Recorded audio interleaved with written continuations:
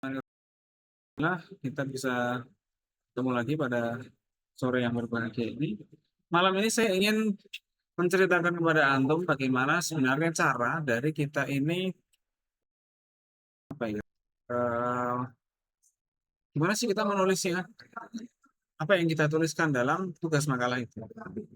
Nah, di sini sekalian kita mempelajari tentang Islamisasi itu diletakkan di mana, caranya bagaimana, dan juga eh, nanti jawabannya apa.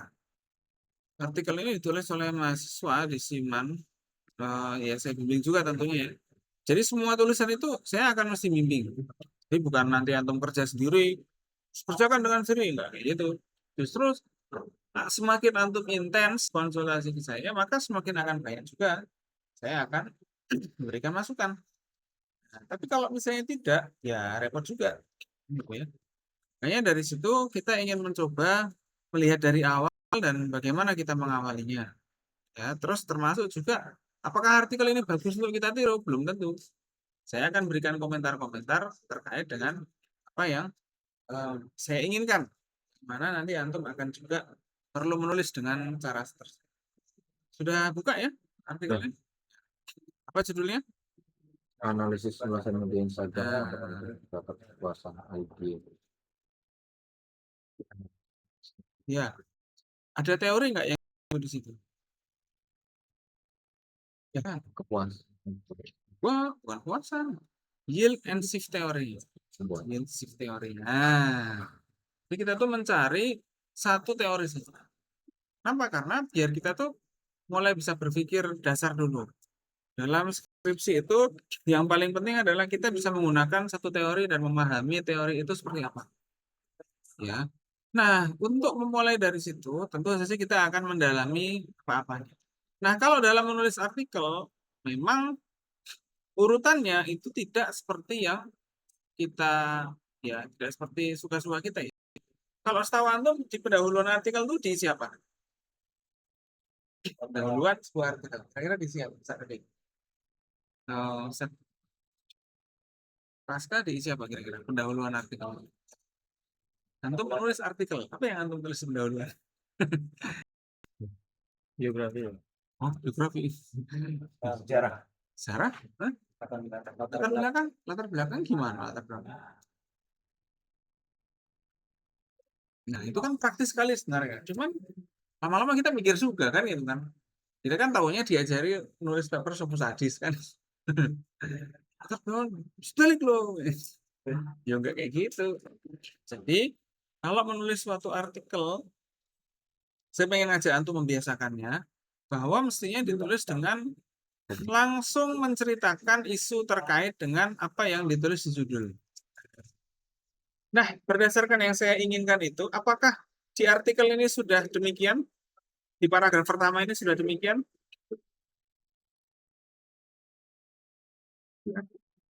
Ya, coba antum lihat di artikel itu. Dan antum lihat kan? ya. Apakah di situ sudah demikian? Sudah ada nggak di situ satu pembahasan yang mengacu pada judulnya? Saya sudah ada? Udah Sudah ada itu sudah bagus atau masih kurang atau ini udah masih kayaknya bagus. Kalau kurang apa yang perlu kita bahas? Bisa dulu ini sang ahli datang gimana sih? ininya ya, Ya kalau antum bilang kurang kasih tahu. apa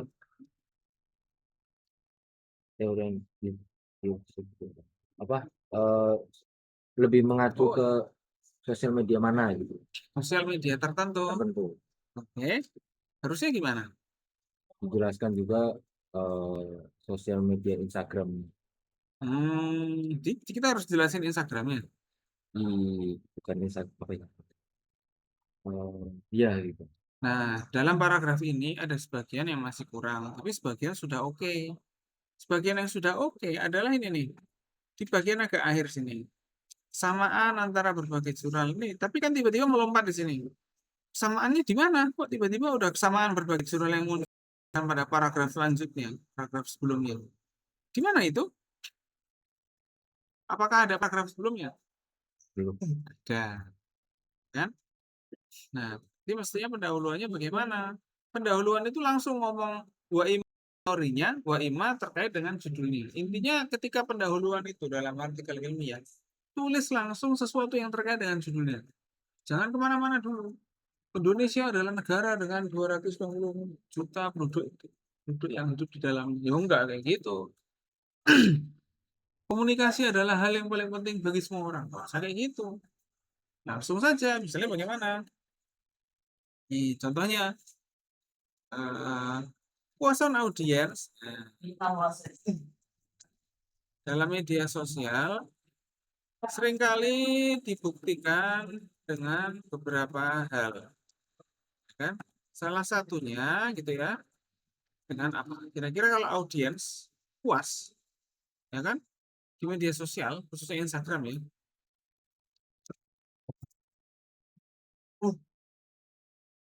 Nah, salah satunya dengan apa kira-kira? Ya, silakan dulu. Ini ambil bangku di sini juga boleh loh, Sat. Komen, Like, ya kan? Like, komen, follow, ya, share. share. Oke, share ya. Tapi emang sih indikatornya nggak selalu puas. Tapi kadang-kadang kalau misalnya kita lihat suatu postingan yang memang terkait dengan kita, maksudnya kayak gini nih. Kalau itu apa namanya? Jadi ternyata postingan Instagram itu punya karakteristik seperti ini. Sekarang ini banyak sekali Instagram yang akunnya itu cuma jualan lucu atau jualan sedih Ya. atau jualan apa ya? Jualan flexing, ya kan? Nah, di tengah-tengah itu lembaga pendidikan masih konsisten dengan apa? Konsisten dengan apa namanya itu? Ya, apa yang mau disampaikan dari sisi pendidikan. Nah, kalau antum lihat, coba buka Instagramnya Gontor MDK. Kan? Antum bisa buka Instagramnya PMDK. Di situ orang komen kenapa kira-kira beneran? Kan? Menuliskan sebuah komentar. Suatu komentar dapat memiliki nilai tertentu. Nah, itu dia.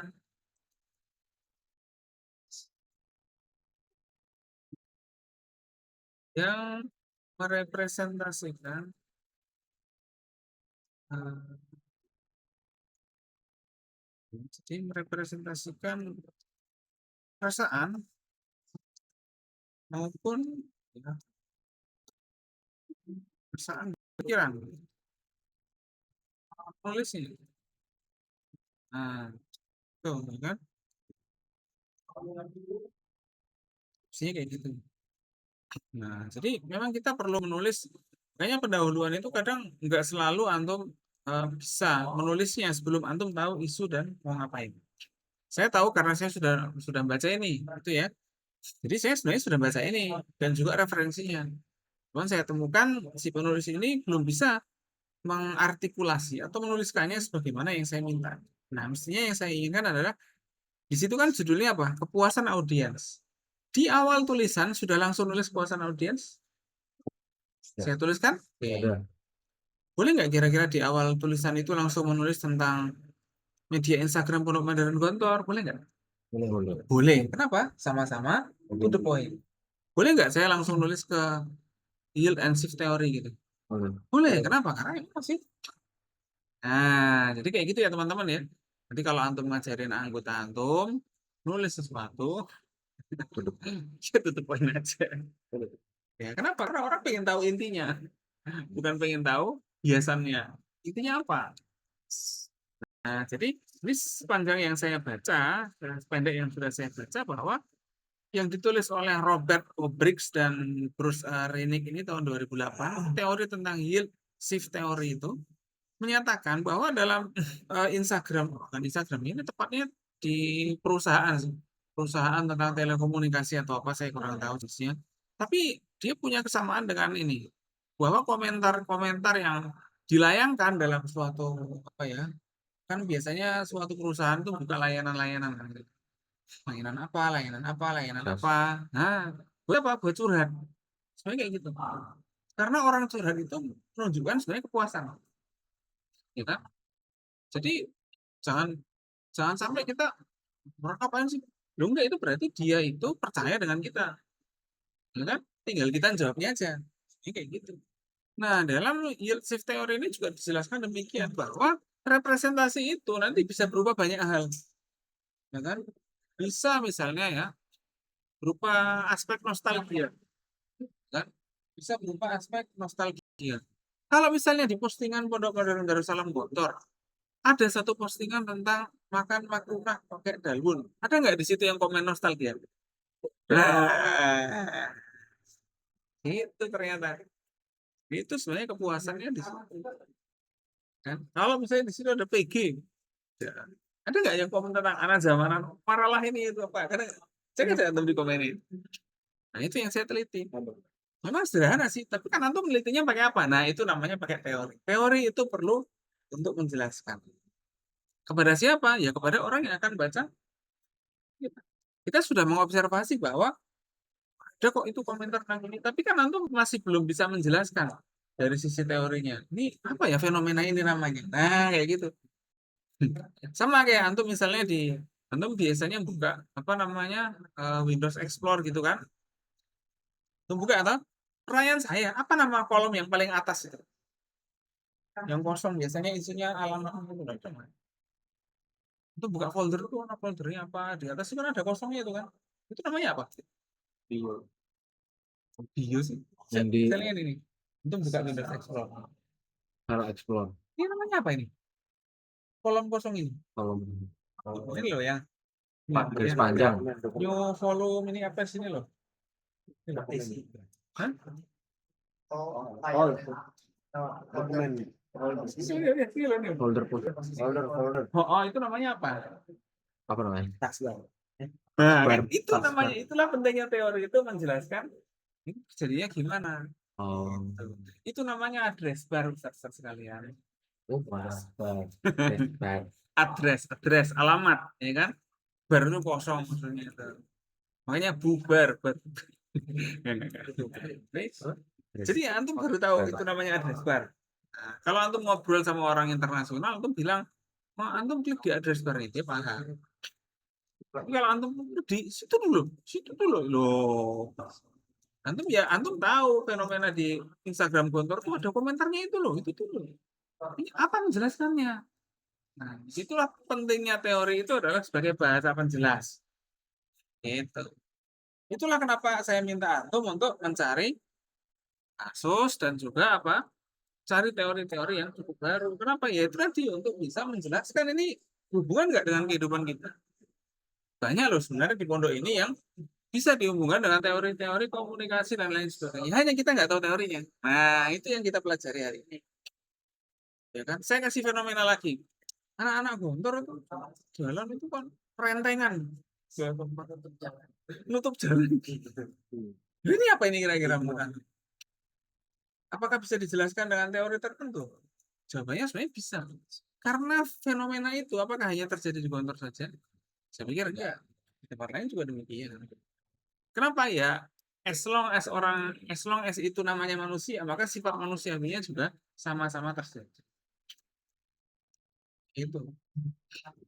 Nah, jadi antum sekarang ngerti ya apa fungsinya teori itu? Menjelaskan itu fenomena itu apa tahu sebenarnya? Soal mengklasifikasi sebagai apa, bagaimana. Nah, ini itulah kenapa saya minta nyari teori. Nah, ini teorinya juga membicarakan itu. Makanya ketika kita ketemu suatu teori, kita lihat. Oh, teori ini kayaknya menjelaskan, nah sama seperti punya Ustaz Ade misalnya. Kasus anak mereka ditaksir untuk jadi bentuk. Begitu kira-kira nggak?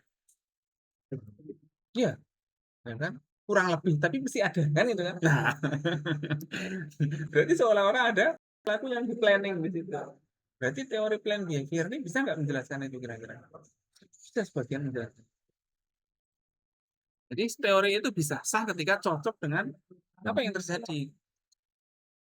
Nah itulah kenapa pentingnya teori yang kita bicarakan untuk sebagai bahasa penjelas ketika antum berkomunikasi dengan orang lain di internasional.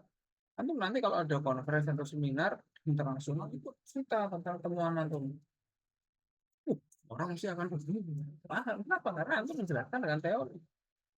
Dan mereka paham teori itu. Tapi mereka nggak paham fenomena di sini gimana. Ya kan? Mereka belum pernah sini. Itulah kenapa banyak tamu-tamu dari luar negeri mereka kagum ketika melihat apa yang mereka pelajari, yang mereka tahu itu terjadi di Hongkong. Misalnya begini. Itu kan terjadi. Kan? Itulah kenapa. Misalnya kayak Kota Besar Mesir atau Syekhul Azhar zaman dulu lihat sini tuh melihat ini prospek ini. Kenapa? Karena yang dilihat bukan yang seperti kita lihat. Orang-orang yang sudah belajar banyak dan sudah lama hidup tuh melihat tidak seperti kita lihat. Nah, mereka melihat lebih jauh dan juga mengerti ini persoalannya seperti apa dan ini prospek pondok ini seperti itu. Kita kan yang di sini biasa aja. Di Falcon gitu. Tapi bagi orang luar itu berbeda. Apalagi mereka yang sudah tahu teori-teori pendidikan, tahu teori-teori bidang yang itu maksud saya seperti itu. Jadi pendahuluan diisi apa kira-kira teman-teman? Paragraf atau tulisan yang langsung dengan oke sebagai contoh misalnya ini kita coba cari kasus lah. Ustadz Husni kemarin mintanya apa? Antum mau bahas apa? Kemarin itu Iya, antum cerita ke saya. Jadi pelajaran ini untuk kita cerita. Ustadz saya bingung cari teorinya. Enggak apa-apa. Ustadz saya kok sudah ketemu teorinya referensi. Baru satu dua gimana? Nah, ya. Di sini tempat curhat. Nah, bukan saya cuma nagih tugas antum, enggak. Kalau antum merasa kesulitan, antum sampaikan ke saya. Sakraska ini teorinya apa kemarin? Sih kan enggak? perilaku beralasan. Hah? Teori perilaku beralasan Nah, beralasan. Apa itu namanya? dari reason action. Ya, reason action. Ya kan? Apa alasannya? Berarti ada. Kalau penemu teorinya mungkin yang sudah kuliah bareng saya sudah ketemu penemu teorinya. Objeknya sudah ada. Nah, sekarang pengembangannya gimana? Apakah itu pada kesulitan? Kalau bisa ini didorong sampai yang namanya apa? Judul deskripsi. Kayak gitu. Jadi ini adalah reasoned action yang merupakan bagian dari teori komunikasi organisasi. Jadi harus dihubungkan dengan mata kuliah. Ada kan mata kuliah komunikasi organisasi? Ada. Berarti antum juga berhubungan. Antum juga berhubungan. Nah, sekarang saya mau nanya, Ustadz Husni apa teorinya? Kemarin yang suruh cari yang digital lagi. Ya, digital labor. Sudah ketemu? Teorinya belum dapat. Dapat? Ya, harusnya nyari nih misalnya digital labor. Udah itu, antum browsing aja di Google Scholar ya, seperti Iya, yang saya bilang sudah udah. ketemu. Ada itu penemunya itu apa namanya banyak sekali ya. Kalau dibaca banyak. Christian Vaz. Christian Vaz. Oke, Bukan pernah sebenarnya cuman dia ini apa namanya cuman orang ini apa ya namanya termasuk penginisiasi ya ke awal-awal gitu. Masuk inisiasi agak awal-awal tentang teori itu. Jadi, nah dari situ antum perlu nyari digital labornya seperti apa.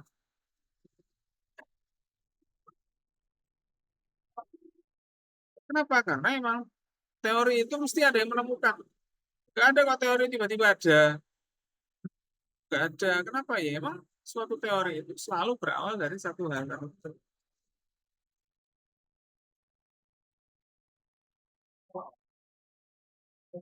Ini saya cari ada nih eh, dari 2018 nih nulis nih.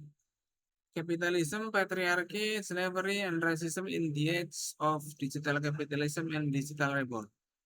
2016 juga Christian Vaz ini nulis juga Information Ethic in the Age of Digital Labor and the Surveillance Industrial Complex.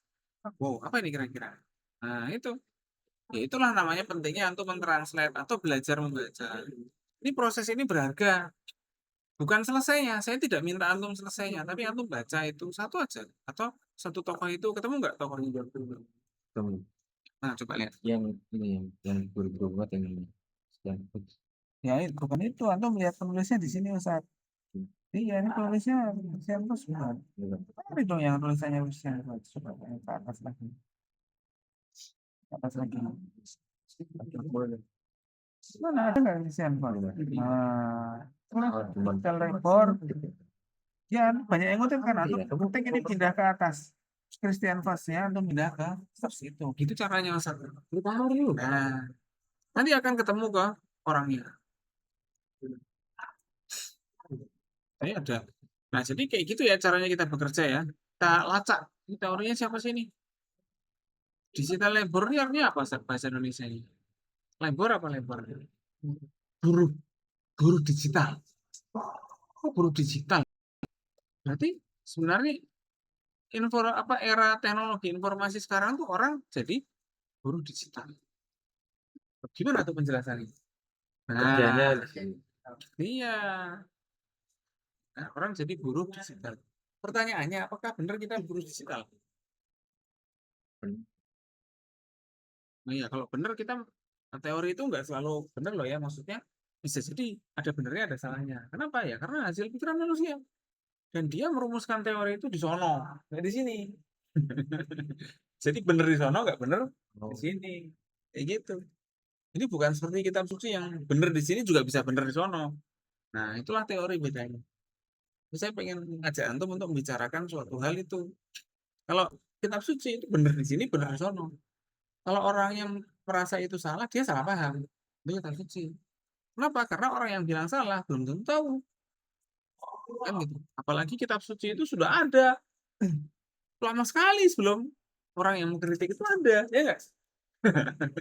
Kan gitu kan? Jadi kalau Quran itu udah 1446 tahun, ya kan? Kalau ada orang yang mengkritik hari ini, berarti wa ima orangnya nggak tahu, kan gitu kan? Atau salah paham, kayak gitu. Kenapa ya kita aja udah ngikut kan? Bukan karena ente mau dibodohin, enggak bukan itu. Kenapa? Karena loh dia aja baru lahir tahun sekian. Kalau misalnya dia lahir dari tahun 1 Hijriah, mau aja kita percaya. Lah ya itu kitab suci itu karena sudah diuji orang sampai 1000-an tahun, orang bisa percaya dengan itu dalam Islam seperti itu. Nah, ini beda dengan kitab suci agama lain. Nah, itu nanti kita bicarakan di selanjutnya. Nah, makanya suatu teori itu kenapa dia bisa dibilang salah? Kenapa? Kenapa dia tidak bisa dibilang tidak selalu bisa menjelaskan? Karena ada bagiannya yang memang tidak menjelaskan. Misalnya teori planned behavior. Apa motivasinya anak-anak kelas 3 atau kelas 4 kasus ini? Apa namanya? Mereka nambahin pentaris, iuran. Motivasinya apa? Wakaf, wakaf, wakaf. Ya kan? Yes. pahala, pahala, pahala. Pahala, pahala. Ya, dia apa nggak kira-kira? Tapi sebenarnya sah nggak sih wakafnya itu? Syaratnya dari mana? Kan syaratnya wakaf ada nazirnya.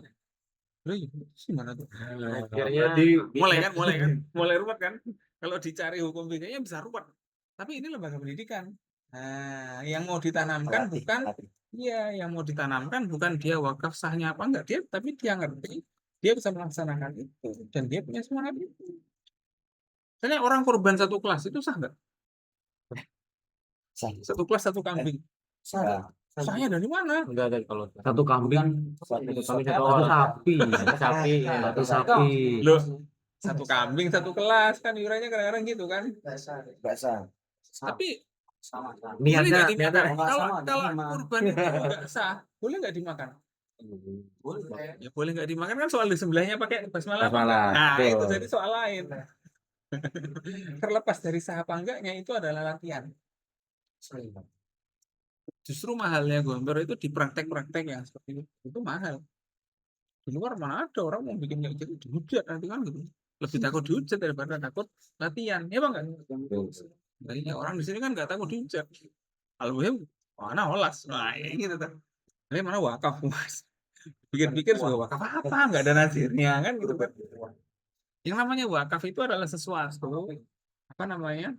Syaratnya wakaf apa? Ada nazirnya. Terus apa? Barangnya, barang yang diwakafkan itu manfaatnya mengalir terus, tapi barangnya nggak habis. Nah kalau wakaf tongkat itu tongkatnya hilang. Gimana itu kira-kira itu? Wakaf sistem kan? Lah ya itu makanya. Ya, kalau sistem diganti sistemnya atau berkembang. Ada. Nah disitulah namanya ada pahala-pahala yang sifatnya apa namanya fondasional. Karena kalau nggak ada A, nggak akan ada B. Ini Ilkom di tahun 2028 nanti itu misalnya jumlah mahasiswanya sangat banyak. Bisa jadi karena antum-antum ini selesai tepat waktu. Amin ya Allah. Amin Allah. Amin ya Allah. Saya mau ngomong antum itu sederhana aja. Biar antum tuh sekali mikir kayak gitu loh. Saya maksudnya apa motivasi? Bukan untuk antum saja, tapi orang yang melihat riset-riset antum, yang teorinya menarik-menarik, misalnya kayak gitu, yang teorinya baru-baru dan nggak terlalu mainstream, itu orang akhirnya bisa, oh iya ya, ada teori ini, ada teori ini. Oh kreatif ya berarti ilkom tahun sekian itu. Kreatif. Nah ini akhirnya orang mulai berpikir dan orang mulai apa? Terdorong untuk bekerja. Bukan hanya berformalitas, kan sekarang banyak orang kuliah berformalitas. Hadir, naam, siap, hadir, naam, siap, naam, naam, naam, naam, naam, naam. Mana tugasnya? Kan mau Ustaz. Ya kalau ini syafaat. Nah, bebas. Nah, terus kualitas antum itu dibuang kemana? Kan kualitas antum dibuang kemana? Kan besarnya kan. Nah, disitulah letaknya kita belajar. Kenapa saya belajar aja gitu. Kenapa? Ya itu tadi. Nah, itu makanya kita bicarakan. Makanya digital labor ini antum cari satu sini, ya kan? Nanti bisa kita lihat untuk misalnya orang-orang yang hedonis, orang-orang yang influencer, itu kan mereka mereka sebenarnya termasuk digital labor juga. Kalau orang itu bermedsos tanpa tahu kepentingannya, berarti dia termasuk buruh. Nah, kalau kita bisa dibilang terlihat seperti buruh, tapi kan kita nggak buruh dengan cara itu. Kita nggak mengedepankan itu sebagai prioritas yang utama. Nah, itu dia bedanya kita dengan yang lain. Boleh aja nanti antum pakai teori itu. Boleh. Kalau mau studi pustaka pakai teori. Kan? Jadi kenapa perlunya ada fatwa ulama tentang media sosial? Yaitu supaya orang tidak menjadi buruh dalam media. Itu kalau antum mau studi pustaka boleh-boleh aja, saya siap bimbing. Tapi antum jangan siap nyerah. Antum benar-benar harus siap untuk nggak nyerah. Karena mesti tiap minggu laporan dan lain sebagainya. Supaya emang antum itu terpikir terus. Pikir terus bahwa sampai tidur nanti jadi skripsi. Saya yakin. Pikir terus berkali-kali, mikir lagi, cari lagi, mesti jadi. Kayak gitu. Antum kalau lagi mau mensukseskan sesuatu, mesti antum pikiran terus kan? Iya, dan selesai kan? Terus itu juga skripsi mesti antum pikirkan juga dong, ya nggak? Nah, ini maksud saya. Itu namanya pikiran. Ini kan cuma ide aja. Cuma ide ini sering antum lupa. Tapi antum secara praktis sudah berhasil memikirkan suatu acara dan mensukseskannya. Nah, itu maksud saya. Hanya deskripsi ini kenapa antum nggak dipakai? Memang masih agak aneh, tapi disitulah namanya kelemahan orang. Itulah perlunya kita sebagai guru mengingatkan dan lain sebagainya. Saya tidak mempermasalahkan, tapi saya mau menyampaikan ke antum bahwa potensi antum itu bisa dipakai. Iya, pendahuluan harus ditulis seperti itu ya. Jadi itu jelas pendahuluan. Nah, jadi lalu ada yang lain ya, ini pendahuluan jelas. Antum perlu menulis apa lagi dalam pendahuluan? Ya itu tadi penelitian terdahulu. Misalnya kepuasan media, ada referensinya. Ini ada orang memiliki hak untuk menilai menggunakan media. Ini ada Nuruddin, ini ada referensinya. Jadi dalam paragraf pendahuluan itu langsung antum cari terkait dengan tema. Makanya kayak Ustadz Husni misalnya mau nulis digital labor. Cari dulu digital labor itu gimana, dalam konteks apa, misalnya kayak gitu kan. Siapa aja penulisnya, baru nanti diringkas dalam pendahuluan Ustadz Husni. Nah, itulah pendahuluan itu ngeringkas-ringkas penelitian terdahuluan. Ini contohnya ya, lagi. Coba lihat punya dulu yang Banyak ini. ini lihat sudah sesuai belum? Kelihatannya sih sebagian cerdas. Nah ini sudah ada teori offline behavior punyanya Ustadz Ade ini pendahuluannya udah oke, udah lolos. Offline behavior lagi udah lolos. Oke, offline behavior lagi ini jelaskan dengan Abdul Bandura ya dihubungkan dengan itu boleh. Nah sekarang fenomena pramukanya belum antum tulis. Apakah ada di situ? Ya, di bawah. Itu nanti bisa diperbaiki lagi. Jadi untuk kita fokus dulu menulis pendahuluan caranya bagaimana? Ya itu tadi. Ya. Terus mencari referensi kan tadi sudah saya carikan kan, antum tadi sudah nyari. Maka PR minggu depan tolong Ustadz Husni antum bicara sejarah apa namanya itu digital labor atau pengertiannya baca. Ya bacanya nggak usah lama-lama, 1 jam apa namanya 1 hari itu antum baca 20 menit aja. Coba antum kalau misalnya antum kayaknya agak malas, antum timer 10 menit aja baca. Nah, itu. Ya nggak apa-apa kan antum perlu baca ya nggak? Hidup itu jangan cuma ngandalin otot aja, sekali apa namanya otaknya juga dipakai juga untuk mengimbangi kekuatan otot yang sudah makin berkembang. Ya. Nah, sekarang Ustadz Jundi apa teorinya? Dari acceptance. Keberterimaan. Sejarah penemu teori itu udah ada? Itu aja. Nggak ada? Tapi bahasa Inggris bukan. Bagus. Justru kalau referensi bahasa Inggris terjemahin ya diringkas, ya kan? Ditulis diringkas. Ya, kalau antum ketemu referensi bahasa Inggris atau penulis aslinya malah bagus. Bahkan saya nggak butuh yang tahun-tahun terbaru, tapi saya pengen antum penemu awal teori itu, pencetus teori itu siapa? Nah, Ustaz, antum siapa namanya?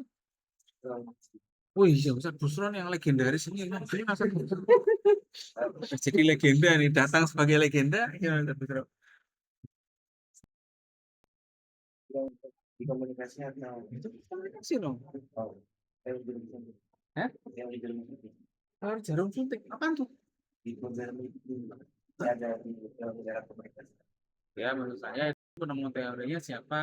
Ada nggak nama bahasa Inggrisnya? Bahasa Inggrisnya. Bahasa Inggrisnya apa? Academic leader. Coba deh saya cari. Apa judulnya? Academic leader. Hypo. HY gitu ya. Banyak. Itulah perjuangan. Nanti antum melihat video arsipnya di sini ya. Hypodermic neither. Oh iya nih, udah ada. Hypodermic teori. Ini judul skripsi atau gimana? Masih ini cuma. Mestinya ini judul skripsi. Kayak gitu. Jadi tugas saya harus berkontribusi. Mestinya kayak gitu. Apa yang akan kita tambahkan adalah evaluasi antum tentang teori ini serta menghubungkan dengan ada nggak ayat Al-Quran atau hadis yang bisa terkait dengan prinsipnya, bukan ayatnya, ya kan? Karena ayat itu dipahami oleh para ulama. Yang bisa memahami ayat Al-Quran ulama. Kalau kita hanya bisa tahu, bukan paham. Kita cuma tahu aja, nggak paham. Misalnya gini, tabat yada abi lahabin wa tab. Antum tahu kan surat itu Al-Lahab? Asbabun nuzulnya gimana? Abu Lahab. Ngapain Abu Lahab? Nah, nggak tahu kan? Nah, itu namanya nggak tahu. Jadi kita tuh hafal ayatnya, tapi nggak tahu sebenarnya. Nah, itu biar kita tuh ngerti wilayah pengetahuan kita seberapa. Saya cari surat yang lain lah. Ada yang tahu nggak sih tadi surat Al-Lahab itu asbabun nuzulnya gimana?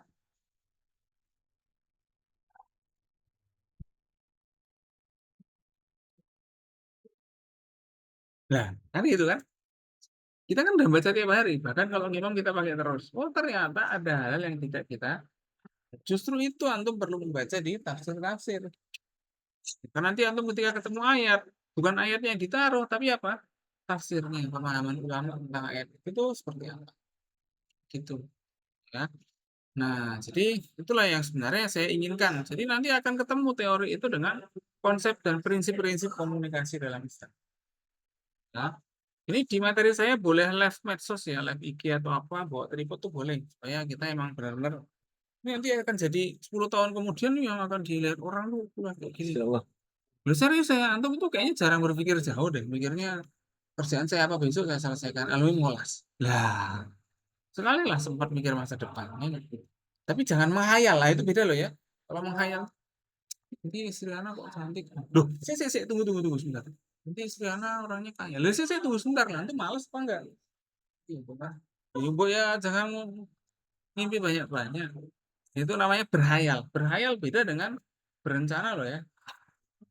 Kalau berencana itu meskipun nanti nggak sampai, tapi kalau rencananya baik, insya Allah kan kita menempuh jalan yang baik.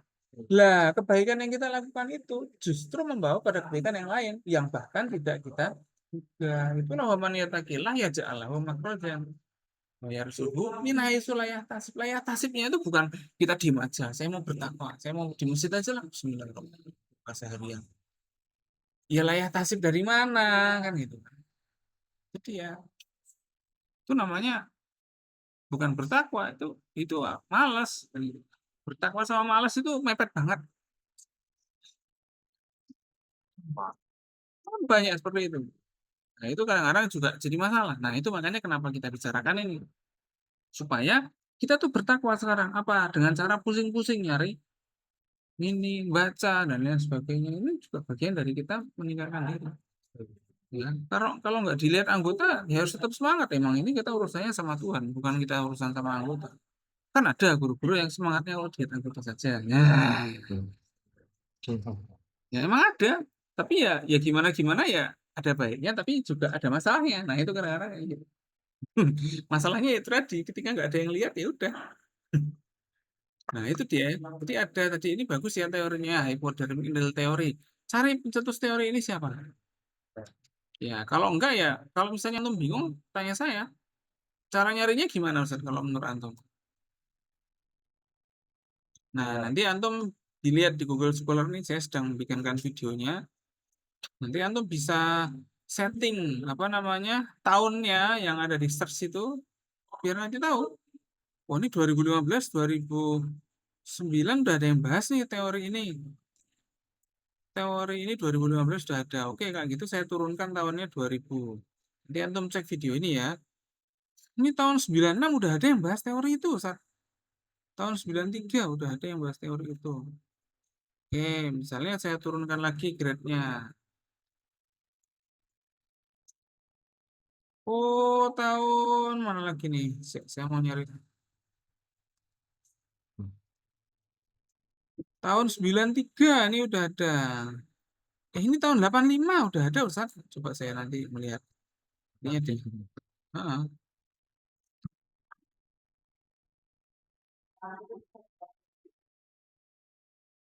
85. Wow, udah ada nih. Tahun 85. Jadi tahun 85 itu sudah ada yang bicarakan teori apa namanya hypodermic teori. Hypodermic needle. 85, tahun 85. Tahun 85. Ada lagi nggak yang lebih tua ya? Nah, saya nggak tahu nanti. Nah, jadi cara saya untuk mencari kayak gini, Ustaz. Nanti antum bisa lihat di video ya. Darah. Oh, ke 85, rata-rata 85. 84 ada malahan. 84 ada. Wah, ini menarik. Coba kalau saya ganti awal tahunnya jadi 70. Oh, tahun 77 sudah ada, Ustaz. Menarik ini. Tahun 77. Jadi, bahkan 76 udah ada nih. Tahun 76 udah ada yang menerbitkan tulisan tentang ini. Hah? Ya tentu saja. Memang yang kita minta tuh antum nyari. Ya kan, effort antum untuk nyari itu sebenarnya. 71, wah, ada 71 saat. Menarik nih temuannya. 71, kayaknya yang paling tua 71 deh. Nanti Ustadz Busro nonton video rekaman ini lagi ya. 71 Ustadz, paling tua. Saya nggak tahu siapa nama pencetusnya, belum saya baca tadi sempat. Sociological approach to the pop music phenomena. Oh ini ada ini 1955 malahan penemunya Cats and Lasersfeld. Malah saya nemu, nah gitu kan. Jadi kita malah kayak gitu tuh caranya.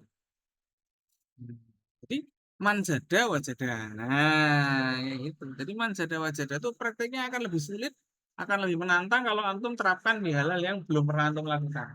Kalau antum ngomong ke anggota, karena awas sama manjada wajada. Sekarang antum coba terapin di kuliah. Kan jadi kerasa sulit. Ini ada nih, laser volts dan apa ini ya namanya? Saya nggak tahu nih. Cuts and Lasers Volt. Personal influence itu ada dia punya karya itu sebenarnya personal influence. Iya, buku legend sekali nih. Pas banget ini penulisnya juga Ustadz Busro legend juga. Jadi ini udah sama-sama legend. Wes pokoknya ini barokah, insya Allah barokah. Ini cari itu ya. Oke, mana lagi yang masih kesulitan? Woi, mana lagi yang masih kesulitan? Kasih tahu saya. Mana lagi? Ustadz Sultan apa teorinya? Diskonfirmasi harapan. Apa? Teori diskonfirmasi harapan. Ini bahasa Inggrisnya apa Ustaz? Expectation diskonfirmasi teori. Iya. Ini. Wow. Wah itu justru saya pengen nonton tuh dapat teori ini. Expectation. Disconfirmation.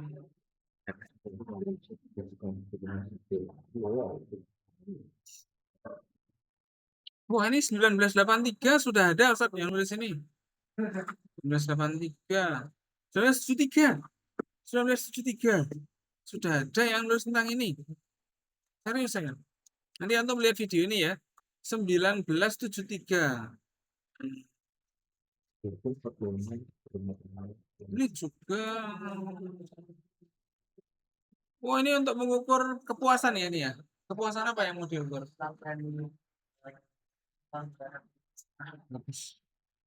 Ya kan? Hah? Gimana? Kepuasan pelanggan distributor aku terhadap pelayanan. Nah, tapi gini Ustaz, yang antum ukur itu distributor apa? Yang antum ukur itu berarti apa? Ke pelanggan, kepuasan pelanggan. Boleh aja sebenarnya. Cuma nanti kalau misalnya ruwet, tapi antum punya nomornya kepala pelanggan itu. Oh, grup yang itu tuh ya. Kayaknya saya juga ada, tapi kayaknya isinya nggak terlalu banyak, seratusan ya. Wah, 700, nah, bagus. Kan?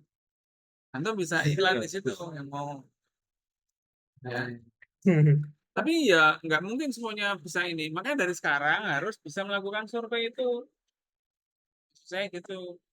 Ya, kepuasannya pakai apa? Nah, makanya expectation disconfirmation teori ini ada nggak apa namanya perangkatnya bawahnya itu apa?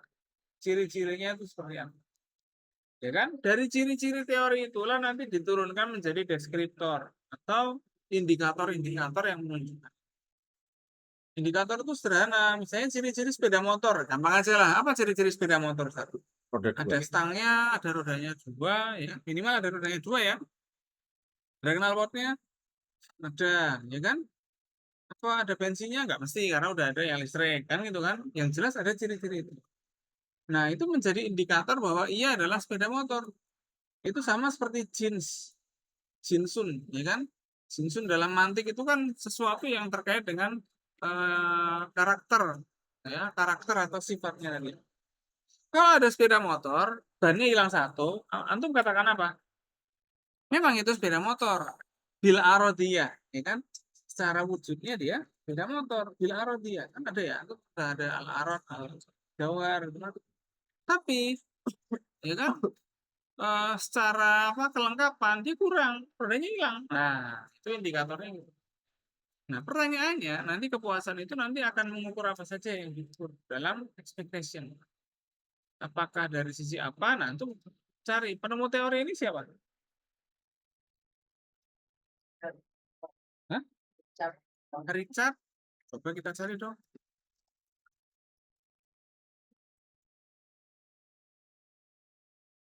Richard Oliver. Mana tahu? Masuk ya?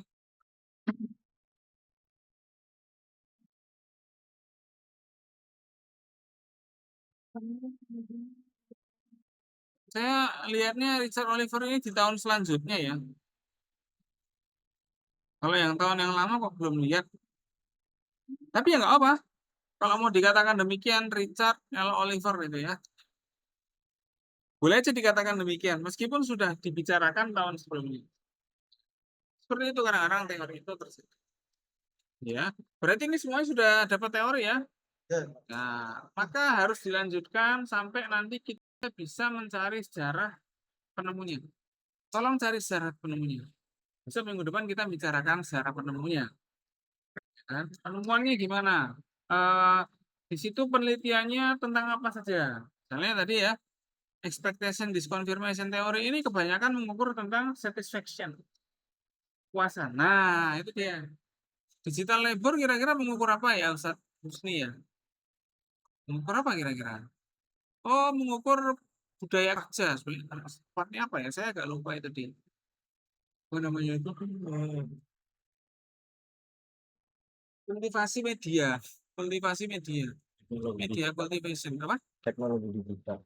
Enggak, bukan itu yang diukur. Tapi bagaimana atau sejauh mana manusia itu terpengaruh dengan media. Ini ada teori kultivasi media.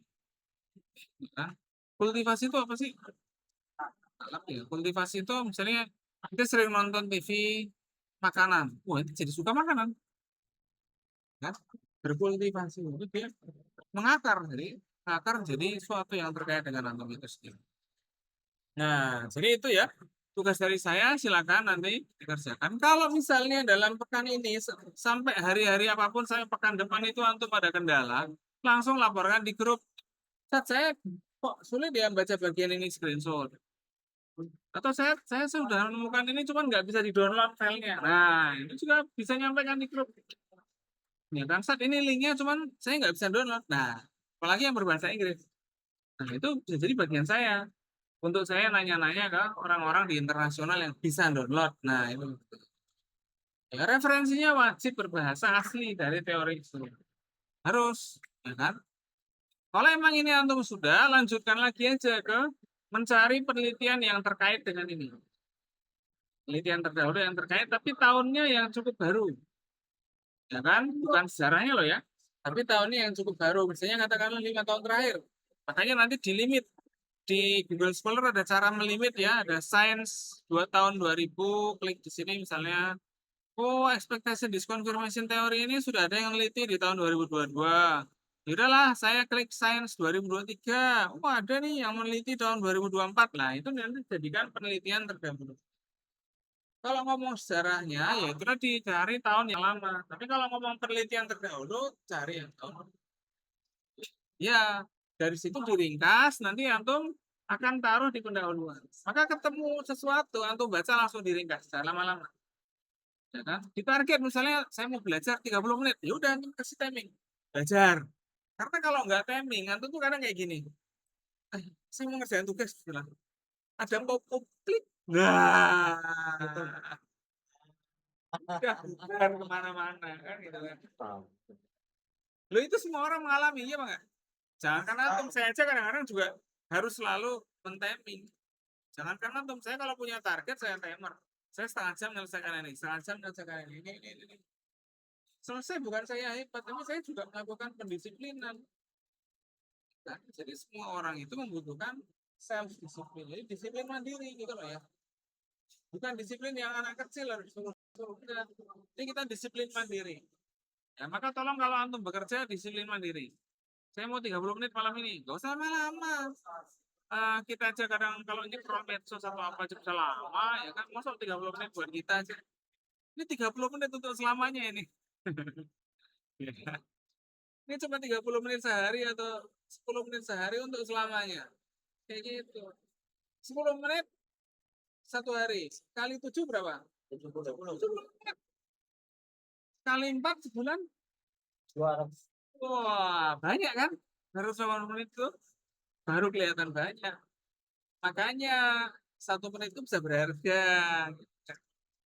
Ini berharga ini. Jadi jangan suaya papot. Nah, suaya papot ala jawat kasir.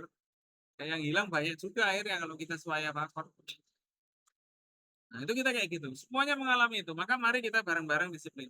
Saya pun juga akan disiplin ketika untuk minta sesuatu, saya akan segera untuk menyelesaikan. Maka tolong segera. Ya, kita bareng-bareng insya Allah. Dan kalau misalnya kebingungan, segera ngomong. Jangan, saya nggak bisa download, nunggu aja minggu depan. Oh, jangan, langsung cepat diselesaikan. Ini mumpung kegiatan pondok ini lagi agak longgar-longgarnya. Nanti kalau sudah mulai ulangan untuk buat Ribut. Hah? Nah, iya. Sebulan sebelum ulangan umum atau 2 minggu sebelum ulangan umum, wah udah.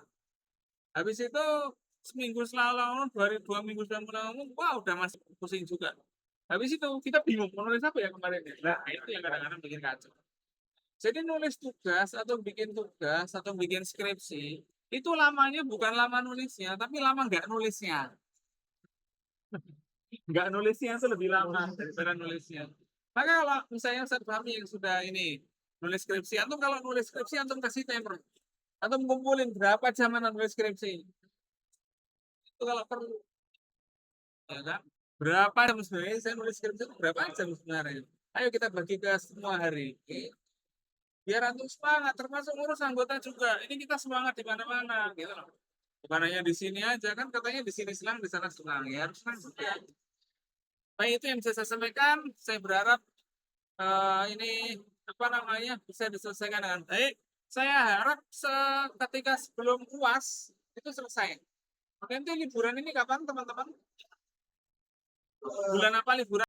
Februari. Iya, itu harus tahu liburannya kapan, akhir Februari. Berarti paling enggak Januari selesaikan. Atau teman-teman yang mau skripsi atau mau segera Desember selesaikan. Jangan lama-lama. Ya, jangan lama-lama selesaikan. Ini masih Oktober akhir mau November. Wah, ini November Desember 2 bulan selesaikan. Ayo. Saya akan ngomong ini dan menyemangati ini berkali-kali di perkuliahan.